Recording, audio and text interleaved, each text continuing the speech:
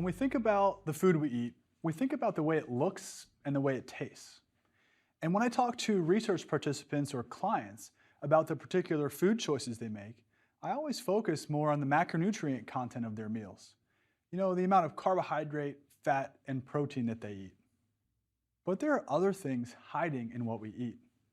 And what I'm talking about is the micronutrient content of our foods, or the amount of smaller nutrients like vitamins and minerals that our food contains.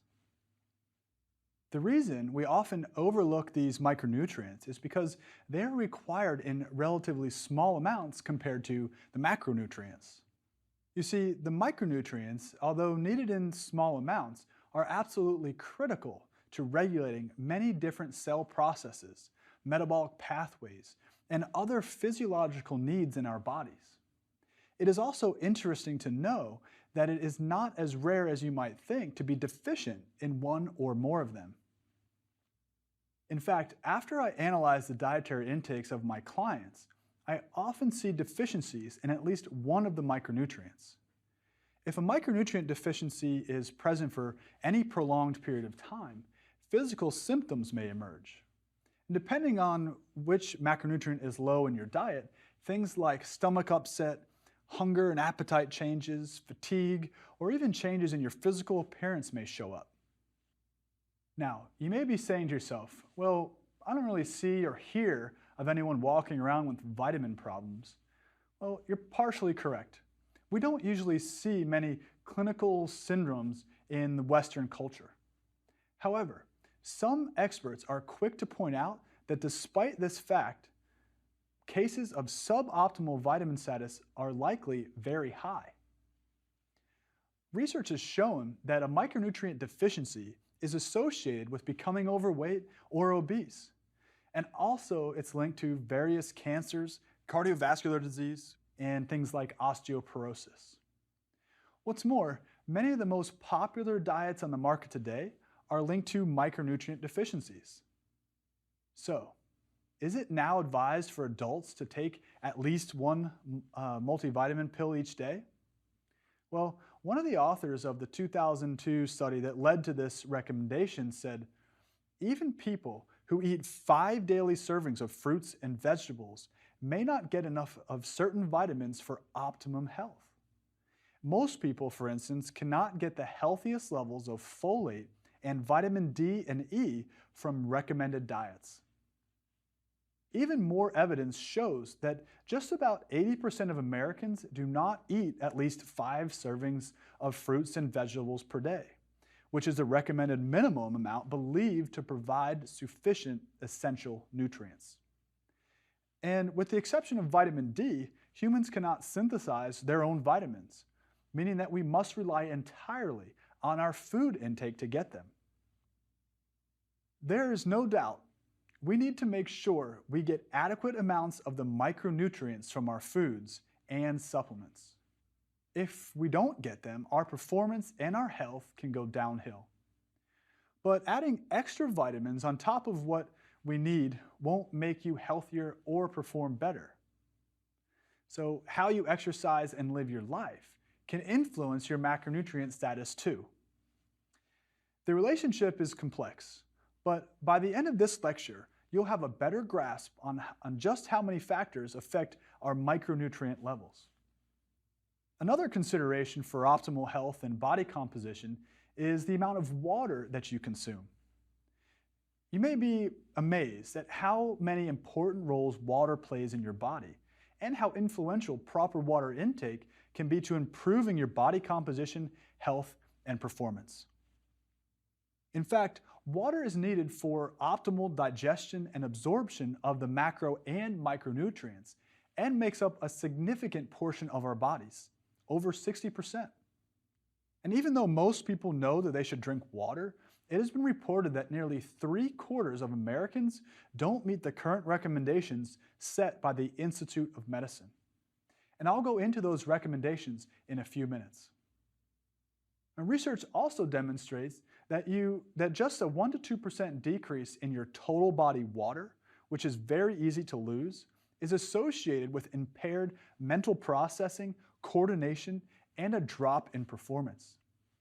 For example, if you weigh 150 pounds or 68 kilograms, then a reduction of body water by just 1.5 to 3 pounds or 0.7 to 1.4 kilograms, measured by body weight, could lead to any of these issues, especially if this continues over a long period of time. A weight change this small could come from simply not drinking enough fluid or not eating foods that have a high water content. It could also occur during exercise, depending on how much you sweat and how hot and humid it is where you exercise.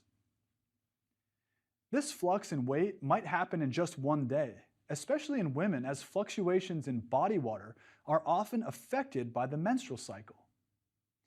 If you learned that you have a micronutrient deficiency from an analysis of your blood and nutrient intake, it's important to look further into the overall quality of your diet. And because of the link between micronutrients and metabolism, it's important to know as much as you possibly can about the micronutrients in order to optimize your own body composition. Likewise, having too little water intake, which is more common than you'd think, can lead to changes in food intake, cell structure, blood volume, and even body composition changes. However, drinking too much water can also be a problem. We'll discuss this more soon. In this lecture, we'll talk about what vitamins and minerals are, some of the more specific roles that vitamins and minerals have in your body, and what foods make up good sources of some of the major micronutrients, and how to recognize both deficiencies and overloading toxicities that can occur with specific micronutrients. You will also learn about the various roles that water plays for the physiological function and how to use water as a tool for feeling and looking your best.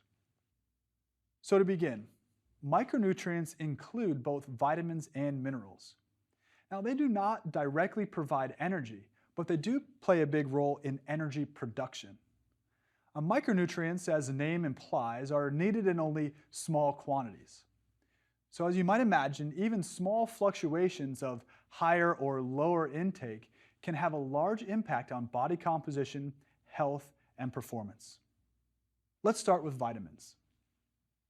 Vitamins serve many important functions in our bodies and are involved in digestion, absorption, and energy production, antioxidant purposes, and growth. They are regulators of numerous metabolic reactions that release energy from food or help with energy transfer to produce ATP, the energy currency of our bodies. Vitamins are termed organic compounds because they contain carbon, just like all three of the macronutrients: carbohydrates, fats, and proteins.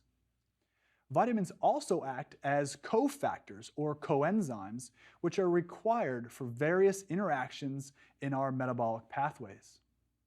For example, aerobic metabolism requires the shuttling of electrons into the electron transport chain, which is how ATP is made. This shuttling mechanism requires riboflavin and niacin, two water-soluble vitamins, to function properly. For a compound to be considered a vitamin, almost all textbooks will define them like this. Vitamins are natural components of foods, usually present in small amounts.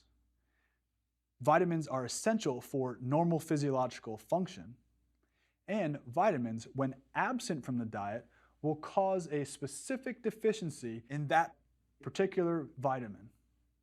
What this means is that you must get vitamins from the foods you eat. Even if vitamins are a foreign concept to you, you probably have heard of fat-soluble and water-soluble versions of vitamins. Well, vitamins are classified as either fat-soluble or water-soluble, depending on if they dissolve in fat or water. Fat-soluble vitamins include A, D, E, and K.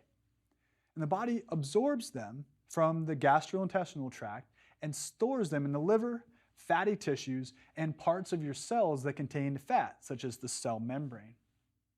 And fat-soluble vitamins move in your blood bound to dietary fat. This means that if fat is not a part of your diet, you will likely have suboptimal fat absorption and may be set up for a fat-soluble vitamin deficiency. Fat-soluble vitamins are not readily excreted and are stored in your fat cells and liver. Now, water-soluble vitamins include B vitamins and vitamin C. These vitamins are also absorbed from the gastrointestinal tract and must be transported in the blood with what are called carrier proteins. Water-soluble vitamins are not stored in large amounts in the body because body water turnover is so constant.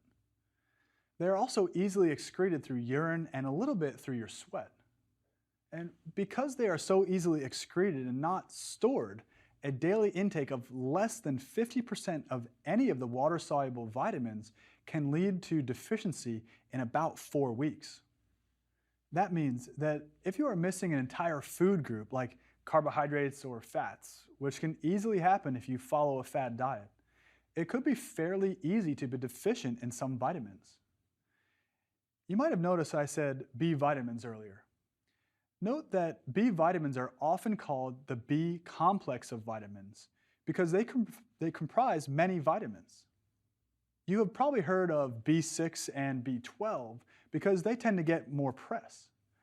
But actually, the B vitamins include B1, which is thiamine, B2, riboflavin, B3, niacin, B5, pantothenic acid, B6, pyridoxine, B7, biotin, B9, folic acid, and B12, or cobalamin. Together, these make up the B complex, but each serves a specific role in our overall functioning. And by now, you probably have already figured out that anything that affects your metabolism of food is likely to have a big impact on your body composition. Now, as I mentioned, deficiencies and toxicities are possible with vitamins. A deficiency is not enough. A toxicity is too much. So toxicity is not likely to occur from food alone. It's more common when people are taking supplements. So don't take more than the recommended doses of whatever supplements you choose to take. And talk to a professional about what you are taking and how much. Both deficiencies and toxicities are more likely with certain vitamins and minerals than others. Now, fat-soluble vitamins are stored more efficiently in the body. There's less fat turnover compared to water turnover. So vitamin A toxicity is the most common form of a fat-soluble vitamin toxicity because it can occur when intake exceeds just 2 times the needed recommendations. When vitamin A accumulates in the liver, you can have both acute and more chronic outcomes. Headache, rashes, visual changes, bone pain, skin cracking, mouth ulcers, yellowing of the skin, nausea, and vomiting are acute outcomes that can occur. But chronic toxicity can even lead to liver damage. Vitamin A also goes by some other names like retinol or retinoic acid. In fact, vitamin A can come in 2 different forms. There's a preformed vitamin A, which includes retinol and is found in many animal sources like dairy, fish, and meat. The other form, provitamin A, is often referred to as carotenoid, and the primary source is from beta-carotene, which is converted to vitamin A in your body. You get provitamin A from things like leafy green vegetables, orange and yellow vegetables, and tomato products. Though there is a word of caution about foods containing vitamin A, you should not be afraid to consume them. Just be aware if you are eating lots of these foods combined with daily supplementation through a multivitamin capsule and possibly taking even more for therapeutic use as prescribed by your doctor. But I can't say it often enough, particularly with medications, multivitamin supplements, and herbal extracts. Make sure to talk to your doctor about what you're doing. Water-soluble vitamins, on the other hand, are much less likely to lead to toxicity, but it could occur from overconsumption of niacin, B6, and vitamin C. Again, toxicities are far less common for whole food choices than from supplements such as multivitamins. But a number of things can impact our overall vitamin needs, such as exercise, stress levels, aging, sex, and medications. And micronutrient needs will vary from person to person, so a one-size-fits-all approach is not possible. Another interesting note about vitamins is that their status in foods can change just by how you store and cook food. Poor storage and preparation of food can result in decreased vitamin content of your food. This would include things like excessive cooking, exposure to light, heat, air, and water can all lower the vitamin content of foods. Generally, it's best to consume foods soon after harvest or to buy foods that have been frozen quickly after harvest. The sooner that a fresh fruit or vegetable is frozen, the more vitamin content that will be preserved. So the next micronutrient category to discuss is minerals. Minerals are inorganic molecules, meaning molecules without carbon. And like vitamins, they are essential in very small amounts. And they must be included in our diets because we don't make them naturally. Similar to vitamins, minerals also serve many different regulatory functions in our bodies. They work as cofactors, meaning they assist enzymes in energy transformation, contribute to the production of other cells and enzymes, and help form red blood cells and bones. Minerals are involved in nerve impulses, body growth and development, water balance, muscle movement, and metabolism. If you have heard of electrolytes, then you may know one function of minerals. When you or your child is ill with the flu or losing fluids because of vomiting and diarrhea, you may have bought a drink that had electrolytes in it to help protect against dehydration. Electrolytes are minerals that keep our nervous system firing properly.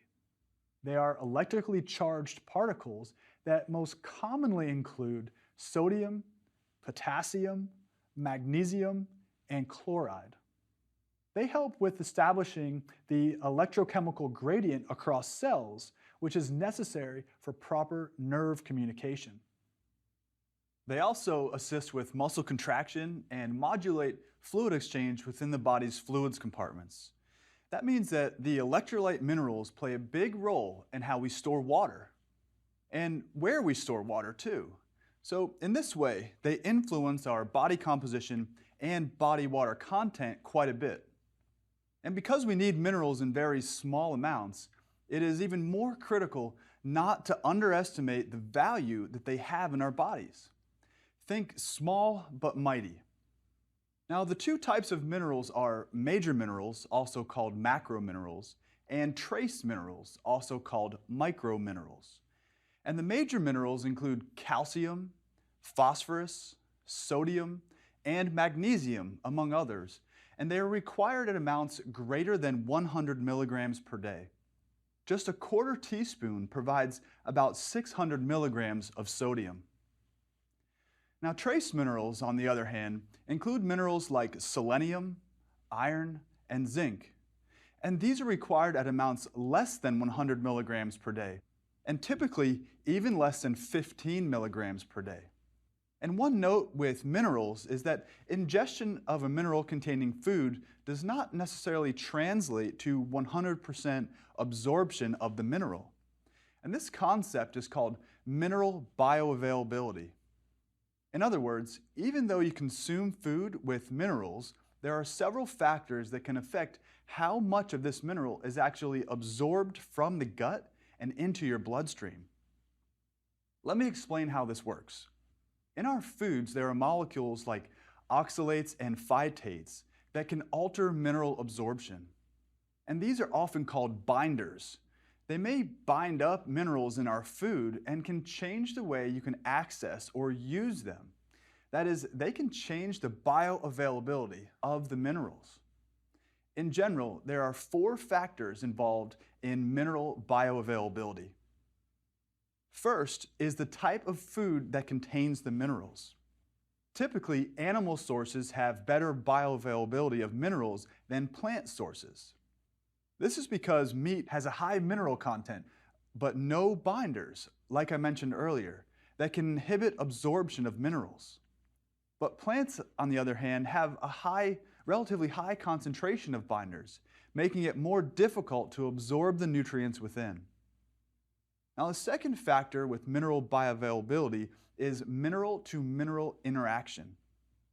Because minerals tend to move through similar receptors in the gastrointestinal tract, high amounts of one mineral may inhibit or slow down the absorption of another mineral. For example, calcium will inhibit iron absorption. So if you are targeting foods to specifically increase your iron, as with iron deficiency, for example, it's best to avoid eating foods high in calcium, like dairy, at the same meal. Now third, there are some vitamin-mineral interactions that will affect mineral bioavailability. And one positive interaction example is that vitamin C intake actually improves iron absorption. So in this case, it might make sense to consume orange juice and a supplement with iron at the same time if you are trying to fix an iron deficiency. Now, a dietitian will have additional information about foods that you can pair together to optimize your supplementation strategies for minerals. And finally, the fourth factor in mineral bioavailability is fiber-mineral interaction, in which fiber can bind to minerals and block or slow their absorption. Typically, our dietary fiber comes from plant sources. This is another reason that animal sources may often be superior in terms of mineral bioavailability. So, what does this mean in terms of real food? How can we relate the micronutrients to our food choices? And how can the presence of micronutrients turn an okay food choice into a great food choice? Well, one very common example is the toss-up between whole wheat bread and white bread. This is a question I get from my clients all the time. The argument for whole wheat bread is loosely termed the whole grain advantage. And the basis for this argument comes from whole wheat bread's micronutrient content. For example, when comparing the vitamin E, vitamin B6, potassium, magnesium, and fiber content of whole wheat versus white bread, there is undeniably a higher amount of these vitamins and minerals in whole wheat. Therefore, all else being equal, that is the total calorie content, the carbohydrate content, etc. of a food. Micronutrients could make the difference in making a food more nutrient dense and should not be overlooked. But consider this too. Whole wheat bread is different than simply wheat bread. Wheat bread is at times even more processed than white bread and can even contain fewer nutrients.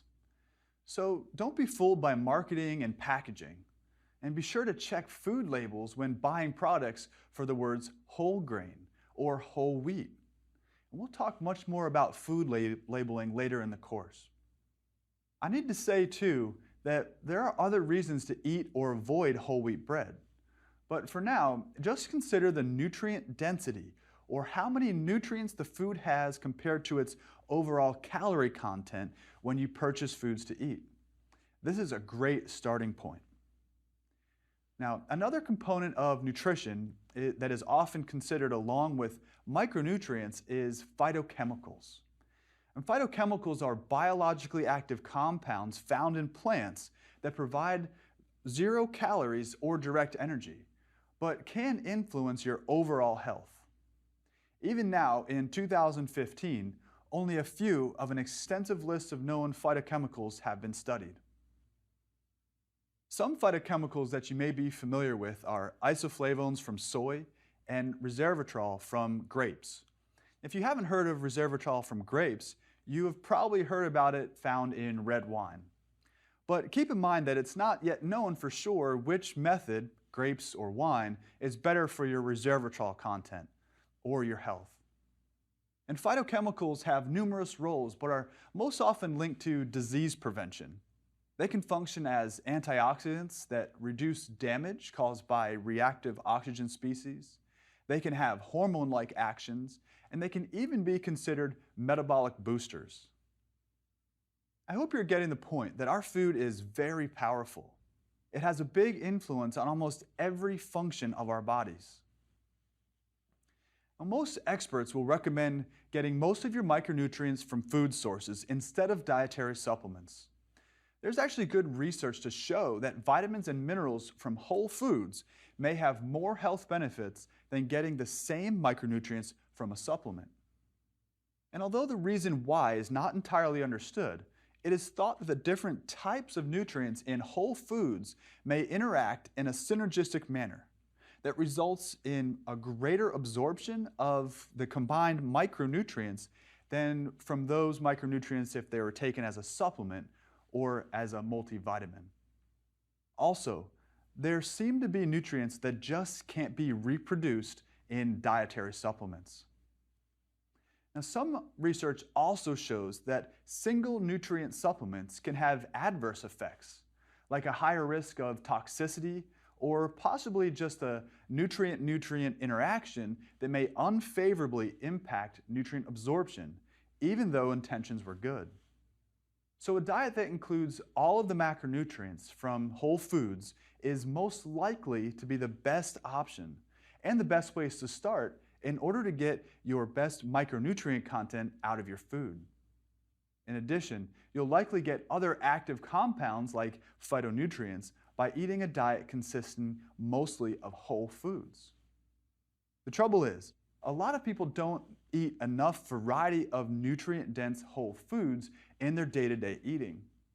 So instead, whole foods get replaced by heavily processed foods for a majority of meals and snacks.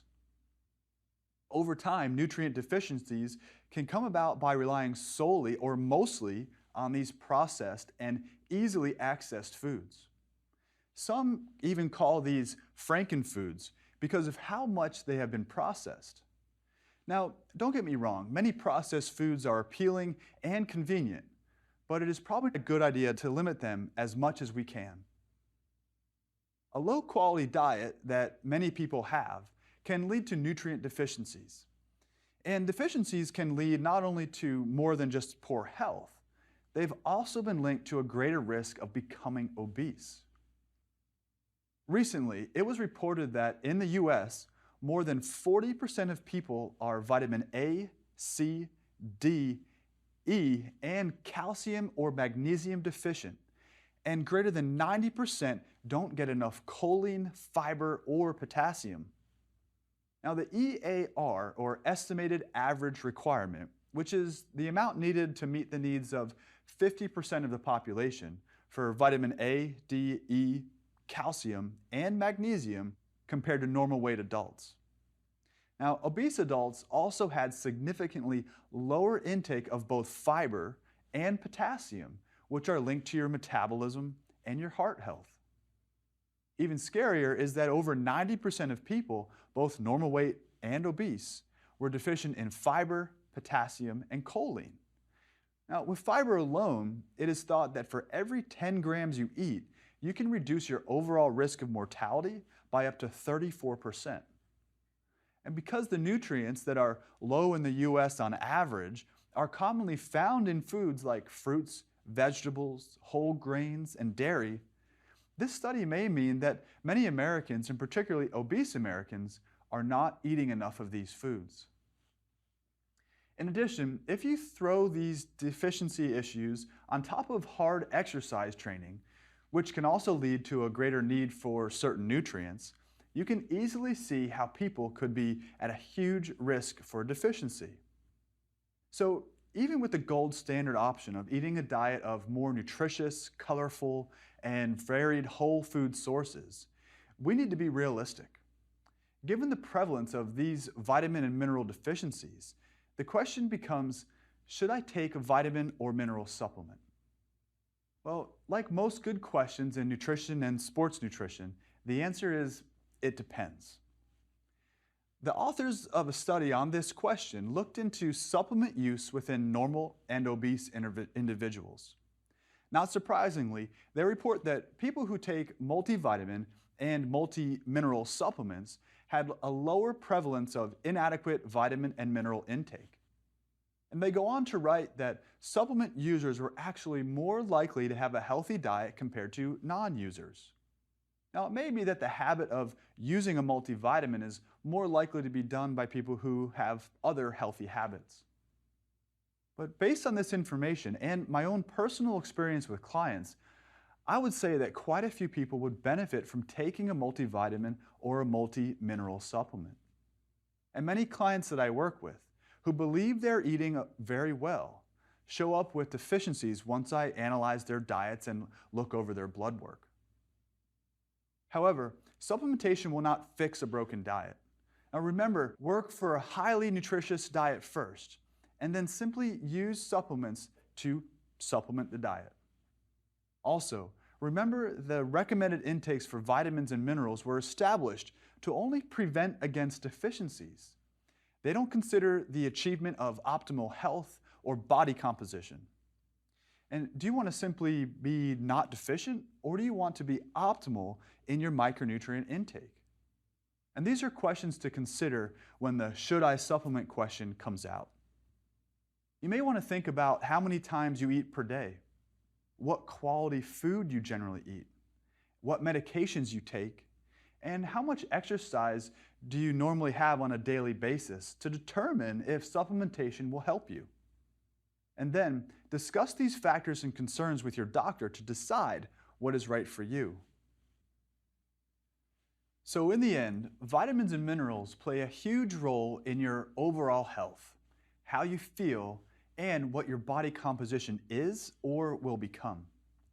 And remember that water is also essential for optimal health and body composition. I'm sure you know that you need it to hydrate, but the fact is that many people walk around with less than adequate hydration levels. In fact, one study even reported that over half of professional basketball players were underhydrated before the game. And that's in professional athletes. And water helps to transport all of the nutrients that we just discussed and helps move metabolic waste products out of your body. Water also plays a huge part in the regulation of body temperature, particularly with exercise. The list goes on and on for water, so be sure you drink up and aim for about 8 to 10 cups or 2 liters of water per day, in addition to eating plenty of fruits and vegetables which are loaded with water. It may make you get up more to use the bathroom, but that's actually a really healthy side effect to drinking water regularly, more physical activity. Remember that you can actually drink too much water, and this is called hyponatremia, which means low sodium. And this can occur when you drink so much water that it actually dilutes or literally waters down the sodium in your body. This causes things like nausea, vomiting, fatigue, and neuromuscular issues like cramps and muscle spasms, and even sometimes events like coma or death. Another note is that if you exercise a lot, the fluid recommendations get much more detailed. So be sure to ask a professional if you feel like you need more specific information. Simply monitoring your urine color can help, and aim for a light yellow color. Too clear or too dark a urine color should be avoided. Overall, you should aim to add in more nutrient-dense foods like vegetables, fruits, and whole grains, stay active, and take a multivitamin supplement. It is a balance that we're all striving for: optimal health, optimal nutrition, and optimal body composition. So try this. Practice drinking 8 to 10 cups of water per day and monitor your urine color.